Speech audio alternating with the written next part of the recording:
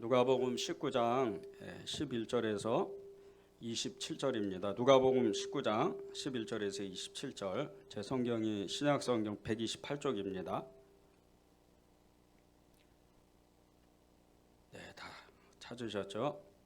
우리 한 절씩 교독하겠습니다. 그들이 말씀을 듣고 있을 때 비유를 더하여 말씀하시니 이는 자기가 예루살렘에 가까이 오시고 그들을 하나님의 나라가 당장에 나타나는 줄을 생각함이더라.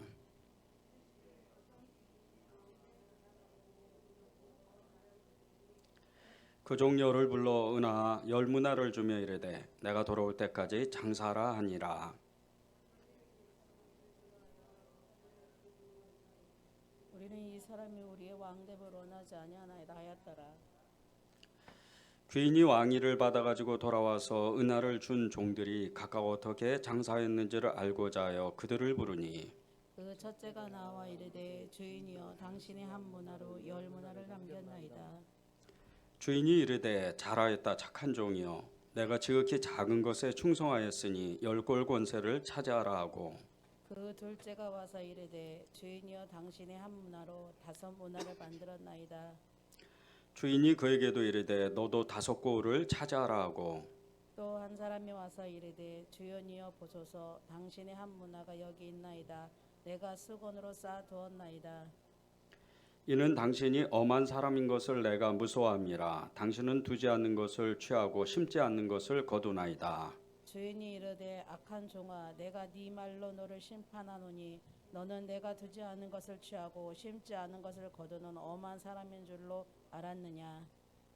그러면 어찌하여 내 돈을 은행에 맡기지 아니하였느냐. 그리하였으면 내가 와서 그 이자와 함께 그 돈을 찾았으리라 하고 곁에 섰는 자들에게 이르되 그 한 문화를 빼앗아 10문화 있는 자에게 주라 하니 그들이 이르되 주여 그에게 이미 10문화가 있나이다.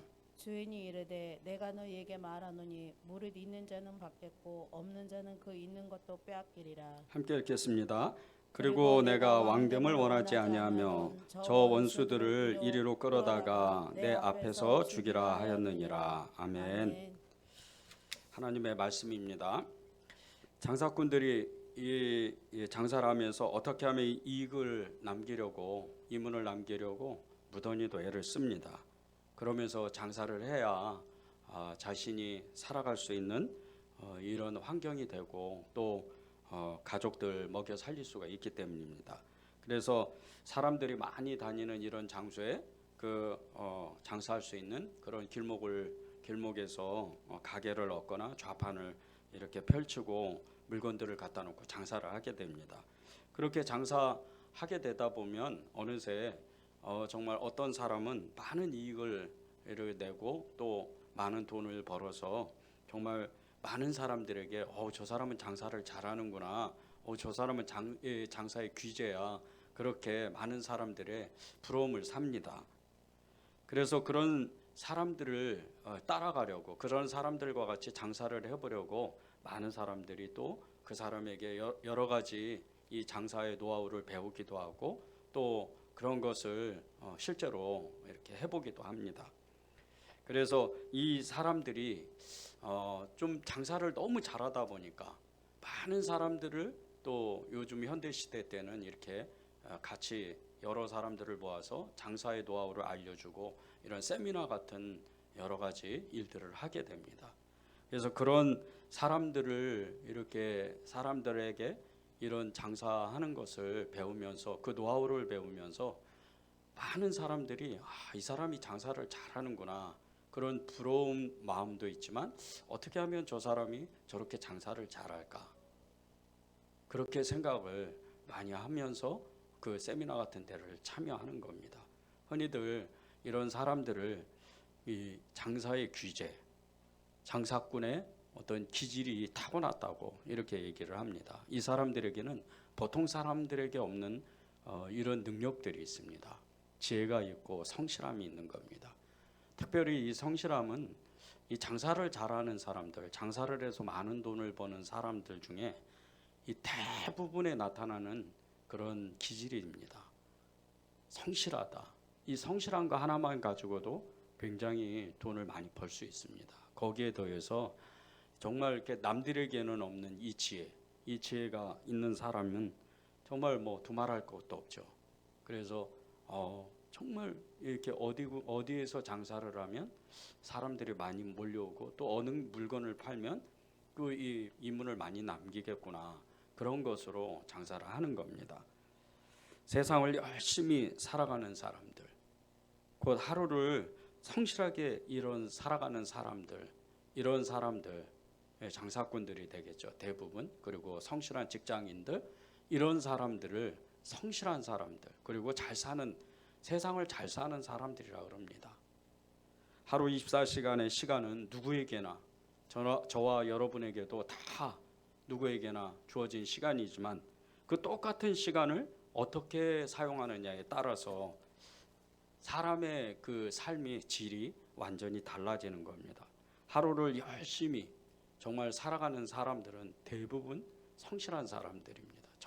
정확한 시간에 자고 정확한 시간에 일어나고 정확한 시간에 밥을 먹고 정확한 시간에 할 일을 하는 사람들, 이런 사람들을 정말 그런 사람들은 하루의 그 시간, 자기에게 주어진 그 시간들을 굉장히 소중하게 생각합니다. 하루의 그 시간들을 대충 보내는 사람이 없습니다. 이런 사람들이 흔히 말하는 성공하는 사람들입니다. 많은 사람들이 있는데 최근에 이 하나금융지주 이 그룹, 이 회사죠, 하나은행의 그 금융지주 회장이 되셨던 이 어느 분이 이 고졸 출신입니다. 그런데 이 고졸 출신이 대한민국에서 정말 그 엄청난 글로벌 이 금융회사의 이 회장이 됐다. 이것은 성실함과 그리고 지혜가 없으면 도저히 이룰 수 없는 일입니다. 지금이 어떤 시대입니까? 지금은 정말 좋은 대학을 나와야 되고, 뭐 대학뿐이에요. 요즘은 대학원도 나와야 되고, 아니면 이렇게 외국으로 유학을 갔다 와야 뭔가 이렇게 좀 스펙을 쌓고 행사를 할 수 있는, 그리고 좋은 직장을 갈 수 있는 그런 사회입니다. 이런 정말 넘지 못할 그 엄청난 벽과 같은 이런 이 사회의 그 엄청난 그 벽을 뛰어넘어서 고졸 출신이, 그것도 대한민국에서 정말 5번째 그 안에 들어가는 이런 글로벌 금융회사의 지주가 됐다는 게 이건 보통 일이 아닙니다. 성실함, 지혜, 이게 있으면 성공하는 겁니다. 그런데 이런 사람들의 그 삶의 패턴을 보면 너무나 시간을 아주 그 쪼개서 산다는 겁니다. 그 시간을 허투루 보내는 사람이 거의 없습니다. 이런 사람들이 하나님을 믿었다, 이런 사람들이 하나님의 사람이다, 말할 것도 없죠. 저와 여러분이 하나님을 믿는데, 하나님을 믿으면서 우리는 하나님이 우리에게 하루의 시간을 주실 때 어떻게 이 시간들을 보내고 있는지를 오늘 생각해 봤으면 좋겠습니다. 고린도전서 10장 10절입니다. 그들 가운데 어떤 사람들이 원망하다가 멸망시키는 자에게 멸망하였나니 너희는 그들과 같이 원망하지 말라. 하나님의 그 똑같은 시간을, 주어진 시간을, 하나님이 맡기신 시간을 다 모든 그리스도인이 똑같이 받았는데, 이 마지막 때를 살아가면서 어떤 사람은 자기에게 맡겨진 하나님이 주신 그 시간들을 너무나도 소홀히 여기고 자신의 처지와 형편과 그리고 자기의 그 어떤 상황들을 불평과 불만으로 살아가는 사람이 많습니다. 그래서 이런 사람들은 대부분 자신에게 주어진 시간, 그 소중한 시간, 생명의 시간을 그냥 흘려보냅니다. 왜 나만 이렇게 불행해? 왜 나만 이렇게 너무 고생을 해? 그런 시간을 보냅니다. 똑같은 시간을 어느 한 사람도 빠지지 않고 하나님은 똑같은 시간을 우리에게 주셨는데, 어떤 사람은 불평과 불만으로 살고 어떤 사람은 그 소중한 시간을 기쁨으로 삽니다. 교회도 큰 교회가 있고 작은 교회가 있습니다. 큰 교회 목사님들이 모르는 작은 교회만의 그 애환이 있고 또 슬픔이 있고 어려움이 있습니다. 그러나 많은 교회에서 많은 목사님들이 자신에게 주어진 시간을 아주 성실하게 보내고 또 그 시간들을 통해서 하나님이 그 교회를 부흥하고 부흥시키고 또 하나님이 역사하는 그런 간증들을 많이 듣습니다. 그냥 큰 교회가 어느 날 갑자기 큰 교회가 된 게 아닙니다. 반지하에서 10년, 20년 동안 성도도 없는 그런 그 쓸쓸한 교회에서 기도만 했던 목사님. 그런 목사님이 어느 날부터 사람들이 예배당에 채워지기 시작하고 비전이 일어나고 하나님의 선교가, 전도가, 구제가 계속해서 일어나서 교회가 부흥하는 그런 간증들을 많이 합니다. 예수를 믿는 성도의 삶도 똑같습니다.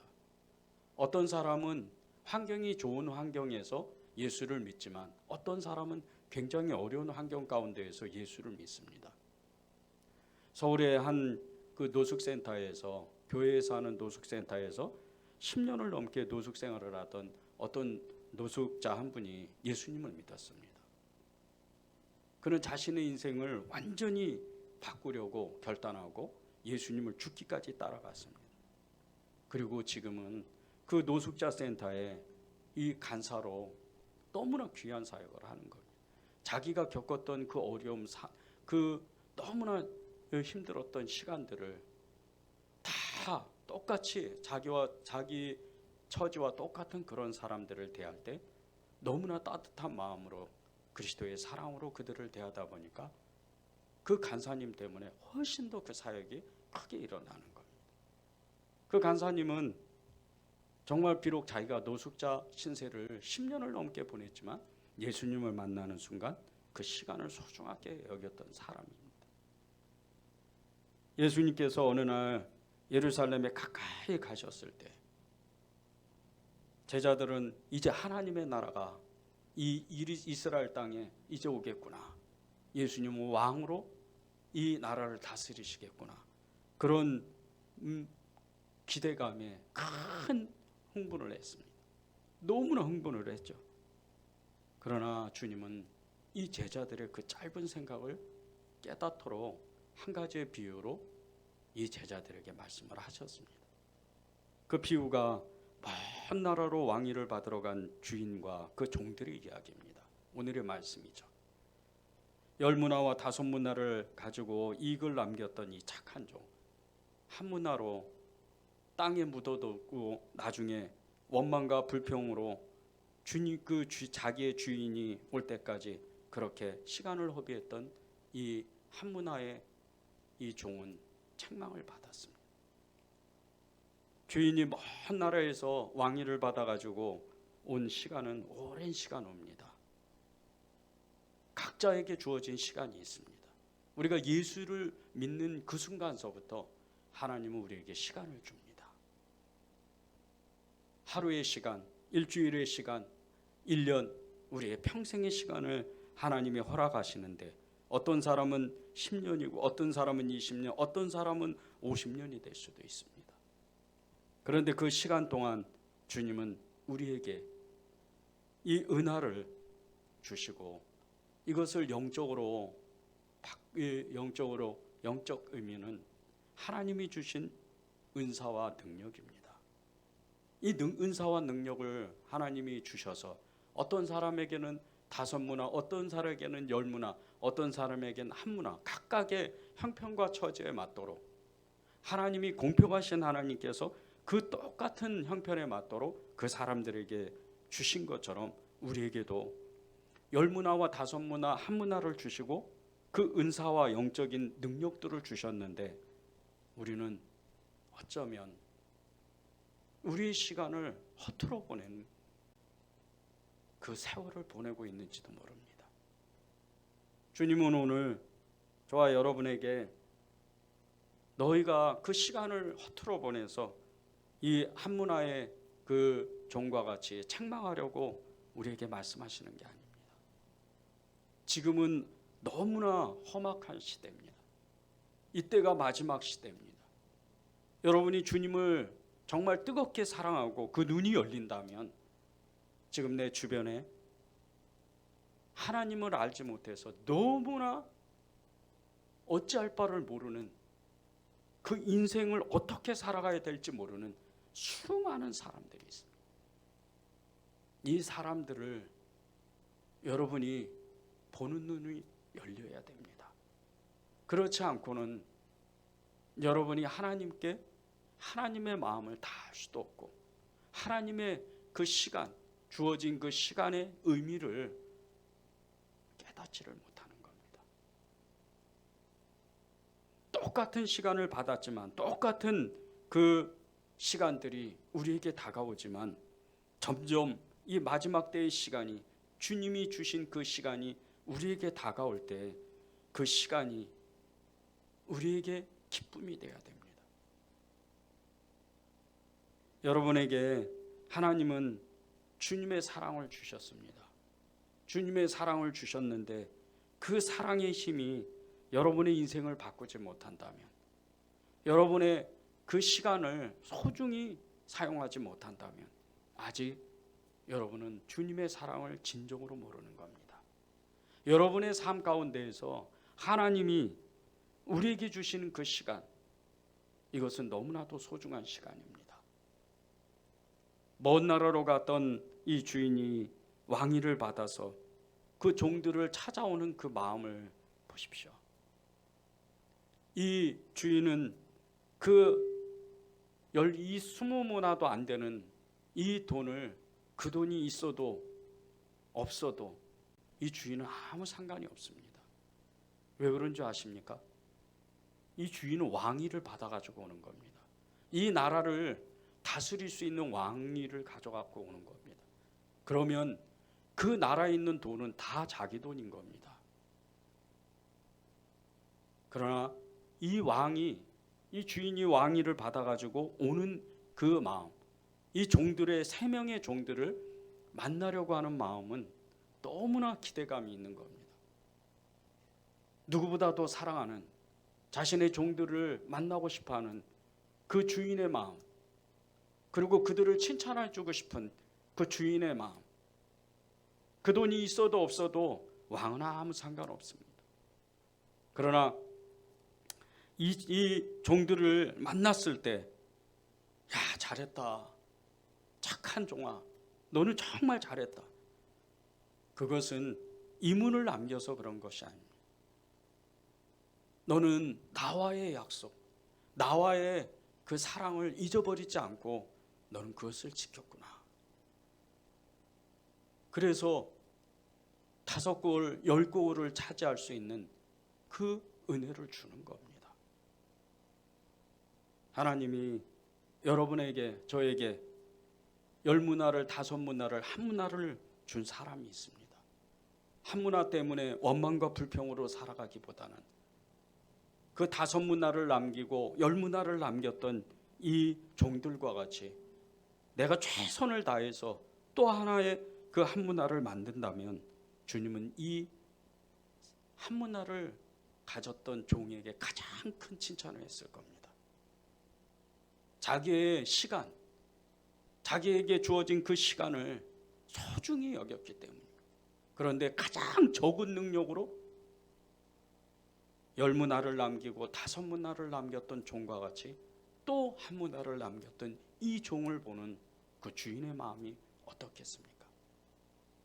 너무나도 기쁜 마음, 너무나 정말 이 종을 사랑하는 마음으로 잘하였다, 착한 종아, 그렇게 말씀하실 겁니다. 계시록 2장 10절 후반부에 보면 내가 죽도록 충성하라, 그리하면 내가 생명의 관을 내게 주리라. 내가 죽도록 충성하라, 그리하면 내가 생명의 관을 내게 주리라. 이 생명의 관이 어떤 관입니까? 우리가 그토록 받고 싶어하고 그토록 쓰고 싶어하고 그토록 소망하는 관입니다. 영생을 얻는, 주님과 영원히 함께 살 수 있는 권한이 있는, 권리가 있는 그런 관입니다. 주님은 이것을 저와 여러분에게 주고 싶어 하는 겁니다.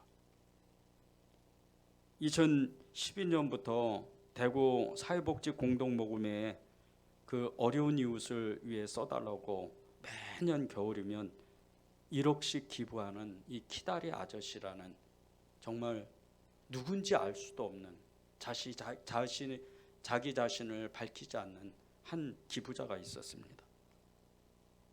매년 겨울이면 이 뉴스에 화제가 될 정도로 추운 겨울에 이 대구 사회복지 공동모금에 찾아와서 1억이 넘는 돈을 매년 기부하는 이 기부천사, 이분이 10년이 지나고 최근에 자기가 누군지를 밝혔습니다. 그분이 대구에서 전기회사의 전기 관련 회사를 경영하는 이 박무근 씨라는 분입니다.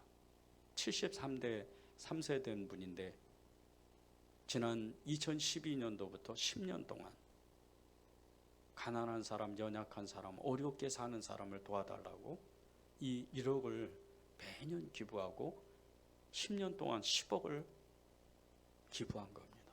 그리고 10년 전에 이 2012년에 자기는 10년 동안 10억을 이 어려운 사람을 위해서 기부하겠다고 약속을 하고 그 약속을 지킨 겁니다.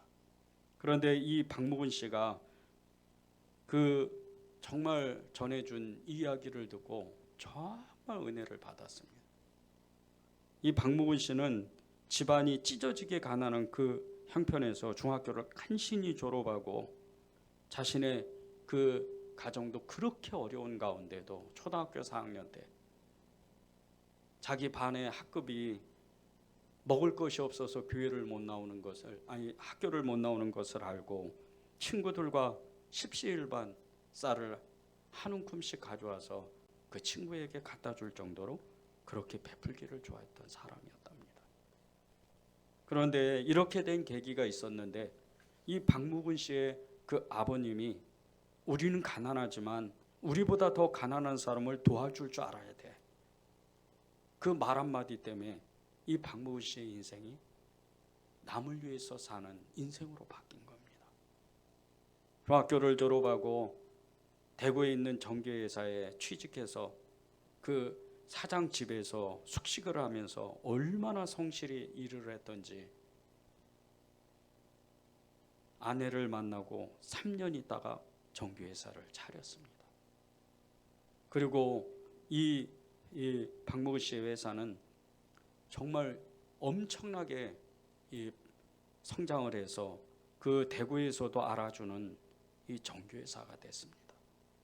그리고 나서 회사가 어느 정도 안정되자 2000년도부터 올해까지 매달 300만 원씩 어려운 어린이 가정, 이 어려운 이 어린아이의 가정들을 후원을 했습니다. 1년에 3천만 원도 넘는 돈이죠. 그리고 사업이 번창하는 그 어느 해에 정말 자신이 평생 그렇게 타고 싶었던 고급 승용차를 구입했는데 갑자기 이런 생각이 들었답니다. 이렇게 좋은 차를 살 정도면 이 돈으로 가난한 사람을 이렇게 돕고 나눠주는 일을 한번 해보자. 좋은 일을 더 해보자. 그런 마음을 가졌답니다. 그리고 나서 2012년도부터 이 대구 사회복지 공동모금에 찾아가서 매년 1억씩 어려운 이웃을 위해서 10년 동안 후원을 하겠다. 그렇게 약속을 하고 10년째 그렇게 자기가 누구인지 밝히지 않고 후원을 했던 겁니다. 이 박무근 씨가 평생토록 20억이 넘는 돈을 이웃에게 나눠주는 그런 정말 좋은 일을 했습니다. 그런데 그가 얼마나 성실하게 일했는지, 얼마나 그가 정말 그 회사를 위해서 또 자신의 삶에 주어진 시간을 위해서 얼마나 열심히 살았는지 하나님이 예수를 믿지도 않는 이 사람에게 다른 사람을 도울 수 있도록 축복한 겁니다. 세상 사람도 이렇게 다른 사람을 향해서 정말 국률한 마음으로 자기의 손을 펼칠 줄 알고 자신의 삶의 목표를 선한 일을 하기 위해서 정하고 그것을 위해서 성실하게 살아갔는데, 저와 여러분에게 주님이 원하시는 게 무엇일 것 같습니까?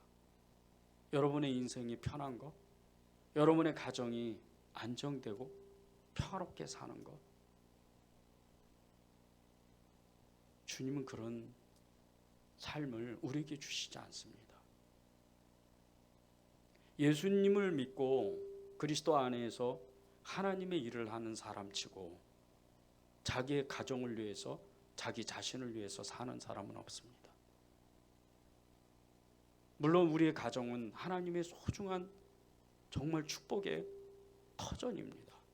그러나 그 가정을 통해서 하나님이 우리에게 진정한 하나님의 그 메시지를 주시는 것은 가정이 행복한 것 같이 또 다른 사람의 가정을 행복하게 만들으라는 하나님의 사명을 우리에게 주신 겁니다.